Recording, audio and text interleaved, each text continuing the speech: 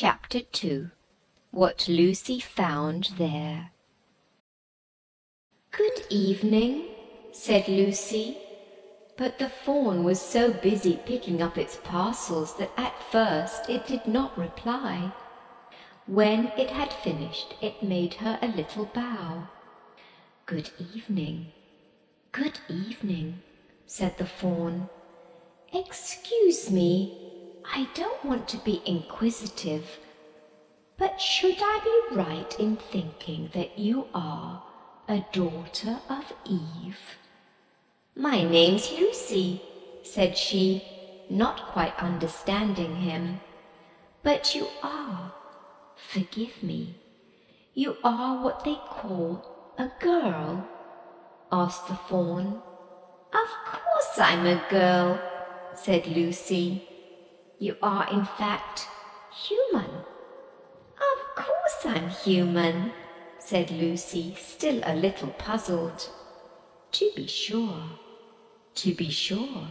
said the fawn. "How stupid of me! But I've never seen a son of Adam or a daughter of Eve before. I am delighted." That is to say, and then it stopped as if it had been going to say something it had not intended, but had remembered in time.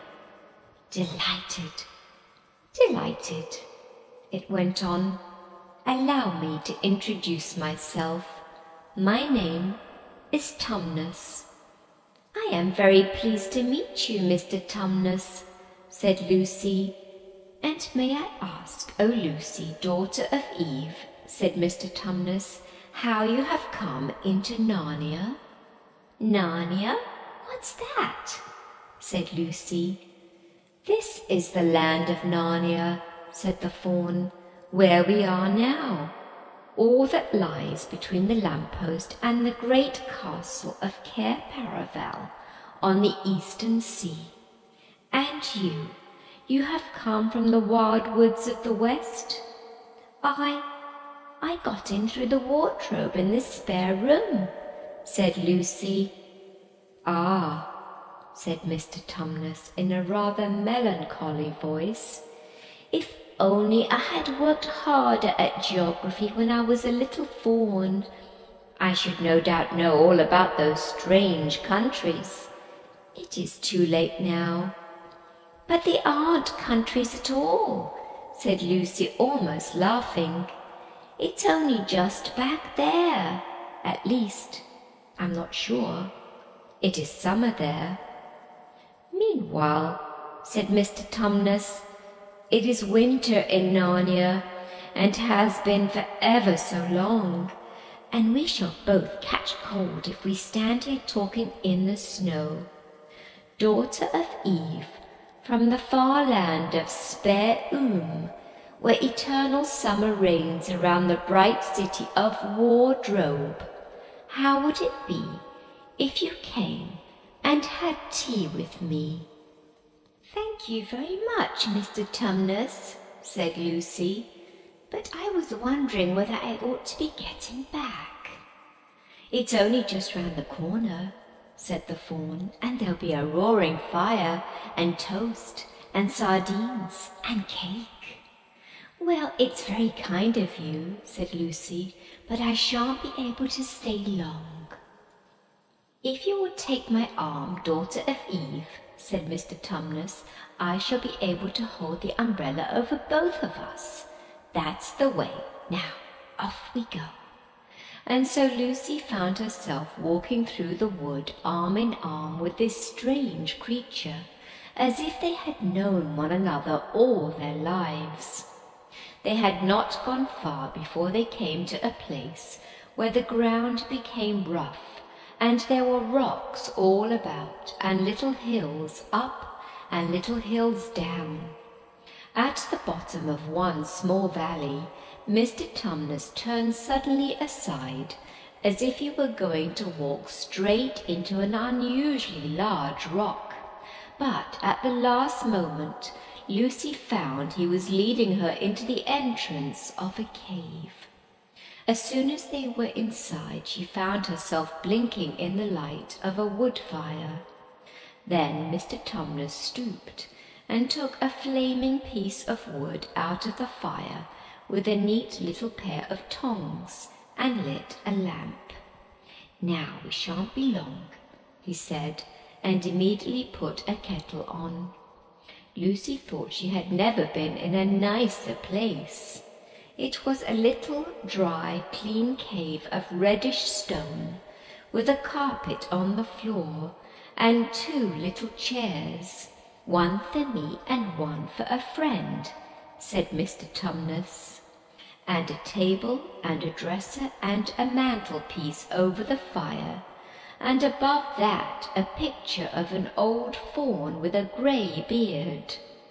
In one corner there was a door which Lucy thought must lead to Mr. Tumnus's bedroom, and on one wall was a shelf full of books.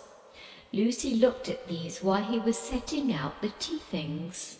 They had titles like The Life and Letters of Silenus, or Nymphs and Their Ways, or Men, Monks and Gamekeepers, A Study in Popular Legend, or Is Man a Myth? "Now, daughter of Eve," said the faun. And really it was a wonderful tea. There was a nice brown egg, lightly boiled for each of them, and then sardines on toast, and then buttered toast, and then toast with honey, and then a sugar-topped cake. And when Lucy was tired of eating, the faun began to talk. He had wonderful tales to tell of life in the forest. He told about the midnight dances, and how the nymphs who lived in the wells, and the dryads who lived in the trees, came out to dance with the fauns. About long hunting parties after the milk-white stag, who could give you wishes if you caught him.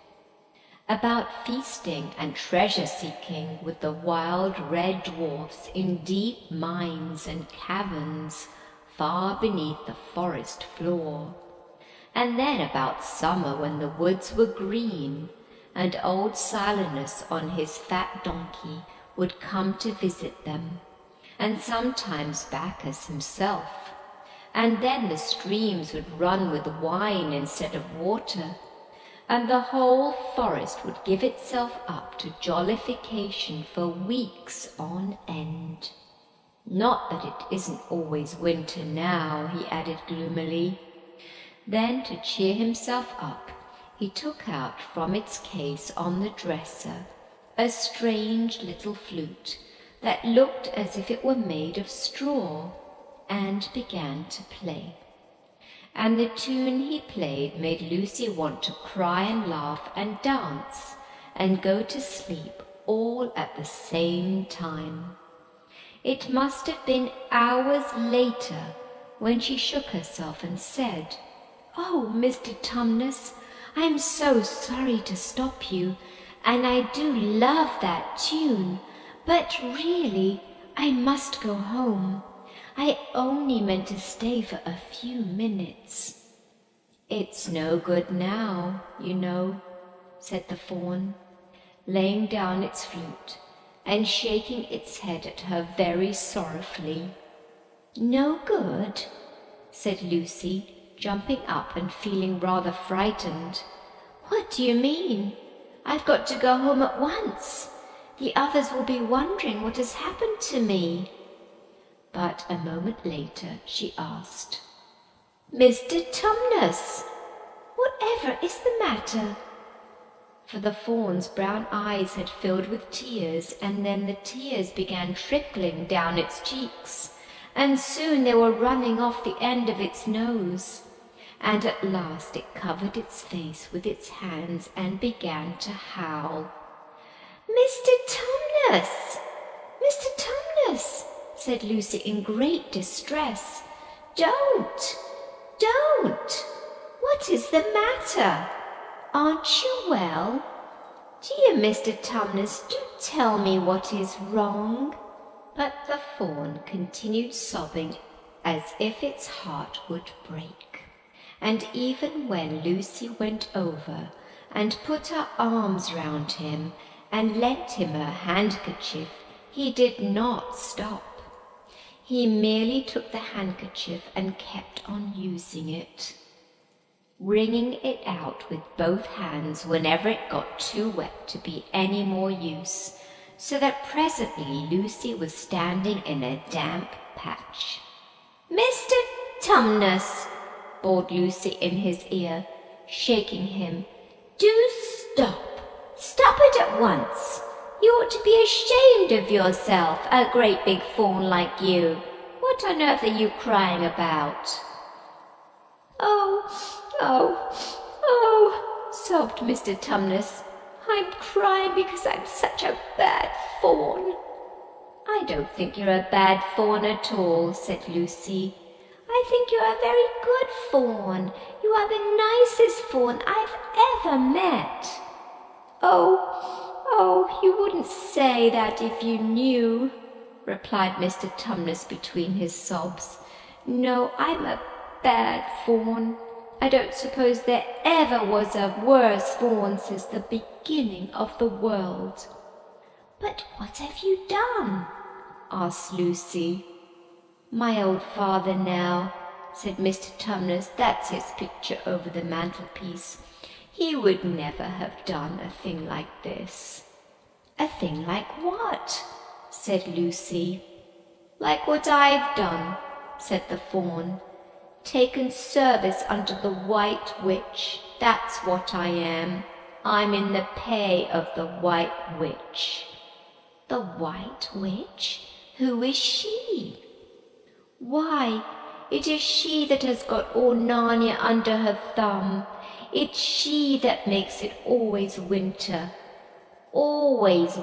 and never Christmas. Think of that." "How awful!" said Lucy. "But what does she pay you for?" "That's the worst of it," said Mr. Tumnus with a deep groan. "I'm a kidnapper for her. That's what I am. Look at me, daughter of Eve. Would you believe that I'm the sort of fawn to meet a poor, innocent child in the wood, one that had never done me any harm, and pretend to be friendly with it, and invite it home to my cave, all for the sake of lulling it asleep, and then handing it over to the White Witch?" "No," said Lucy, "I am sure you wouldn't do anything of the sort." "But I have," said the fawn. "Well," said Lucy rather slowly, for she wanted to be truthful and yet not be too hard on him. "Well, that was pretty bad, but you're so sorry for it that I'm sure you will never do it again." "Daughter of Eve, don't you understand?" said the fawn. "It isn't something I have done. I'm doing it now, this very moment." "What do you mean?" cried Lucy, turning very white. "You are the child," said Tumnus. "I had orders from the White Witch that if ever I saw a son of Adam or a daughter of Eve in the wood, I was to catch them and hand them over to her. And you are the first I ever met. And I pretended to be your friend and asked you to tea, and all the time I've been meaning to wait till you were asleep and then go and tell her." "Oh, but you won't, Mr. Tumnus," said Lucy. "You won't, will you? Indeed you really mustn't." "And if I don't," said he, beginning to cry again, "she's sure to find out, and she'll have my tail cut off, and my horns sawn off, and my beard plucked out, and she'll wave her wand over my beautiful cloven hoofs, and turn them into horrid solid hoofs like a wretched horse's. And if she is extra and specially angry, she'll turn me into stone, and I shall be only a statue of a fawn in her horrible house, until the 4 thrones at Cair Paravel are filled, and goodness knows when that will happen, or whether it will ever happen at all." "I'm very sorry, Mr. Tumnus," said Lucy, "but please let me go home." "Of course I will," said the fawn. "Of course I've got to. I see that now. I hadn't known what humans were like before I met you. Of course I can't give you up to the witch, not now that I know you. But we must be off at once. I'll see you back to the lamppost. I suppose you can find your own way from there back to Spare and Wardrobe." "I'm sure I can," said Lucy. "We must go as quietly as we can," said Mr. Tumnus. "The whole wood is full of her spies. Even some of the trees are on her side." They both got up and left the tea things on the table, and Mr. Tumnus once more put up his umbrella and gave Lucy his arm.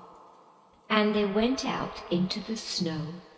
The journey back was not at all like the journey to the fawn's cave.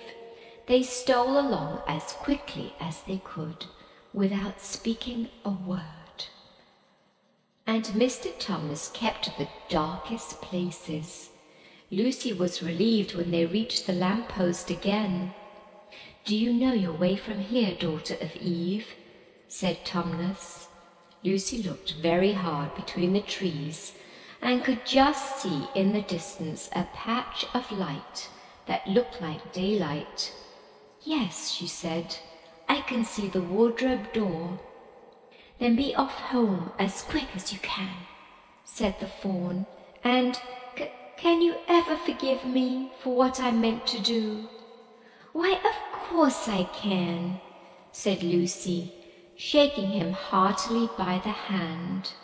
"And I do hope you won't get into dreadful trouble on my account." "Farewell, daughter of Eve," said he. "Perhaps I may keep the handkerchief?" "Rather," said Lucy, and then ran toward the far-off patch of daylight as quickly as her legs would carry her. And presently, instead of rough branches brushing past her, she felt coats, and instead of crunching snow under her feet, she felt wooden boards, and all at once she found herself jumping out of the wardrobe into the same empty room from which the whole adventure had started. She shut the wardrobe door tightly behind her and looked around, panting for breath. It was still raining, and she could hear the voices of the others in the passage. "I'm here," she shouted. "I'm here. I've come back. I'm all right."